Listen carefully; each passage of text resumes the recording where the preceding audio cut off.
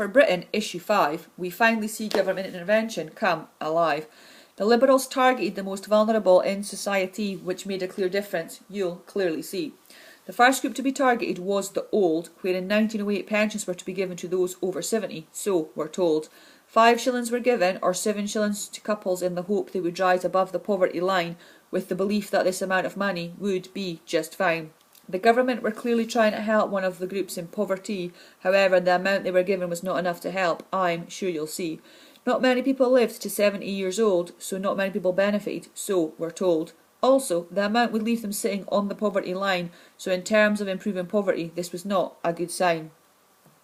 The young were another group that needed intervention to stop poverty-related problems later in life was the government's intention. In 1906, the School Meals Act was passed to give kids 1 healthy meal a day. This was important in helping to improve the health of future generations, some might say.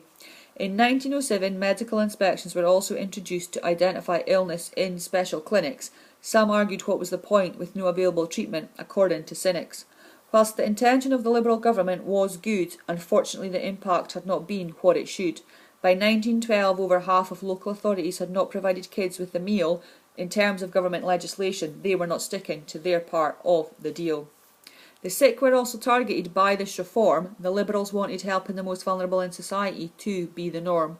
In 1911, the National Insurance Act Part 1 was set. Sick pay from the government was what workers would get. The worker, the employer and the government contributed, so 4 pence for 9 pence would be distributed. This was important as people were now having income even though they were sick, which would hopefully stop them from falling into poverty quite so quick. However successful this reform did have limits on the sick, the cut in wage contributions led to poverty real quick. The reform also excluded the worker's family, so the limits of this act are very clear to see. The final group to be targeted by the Liberal reforms, where targeting the unemployed was to become the norm.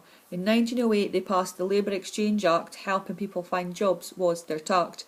In 1911 they also passed the National Insurance Act Part 2, where they provided unemployment benefits to the unlucky few. 7 shillings a week for 15 weeks was to be handed out, stopping poverty, surely there would be doubt. This reform did not really help those who were in long-term unemployed, which left many of them feeling pretty darn annoyed. The scheme also excluded many occupations, leaving many people in a poor situation. Also, workers who had used up all of their allocation had no other choice but to turn to the poor law to improve their situation.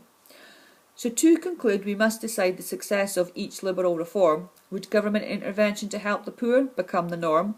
Each group targeted had some levels of success. Some groups were more than others, we must stress. The sick were successful, but not the most successful one. It was a good start for government intervention, according to some. Finally, workers would have a little security if they fell sick, knowing in terms of poverty that sick pay would do the trick. The reform aimed at the old was the least successful one, as very few people lived until they were 70, according to some. The amount would also leave them on the poverty line, according to Booth and Rowntree. That would not be fine. The young were the group with the most success of them all. It was felt these reforms would have the most impact as they started when people were small. This would hopefully eradicate health problems later in life, ensuring that future generations would not end up in strife. So overall it is clear that the Liberal reforms were successful to a certain extent, as this was the first time on the poor money had been spent.